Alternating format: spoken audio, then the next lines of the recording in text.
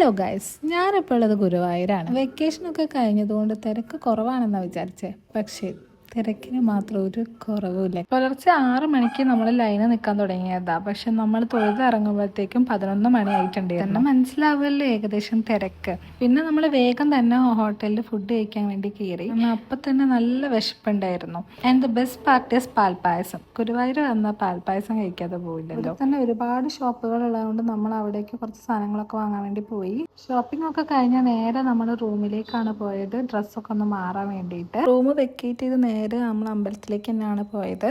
അരങ്ങേറ്റം നടക്കുന്നതോടെ നമ്മൾ ആ പരിപാടികളൊക്കെ കാണാമെന്ന് വിചാരിച്ചു.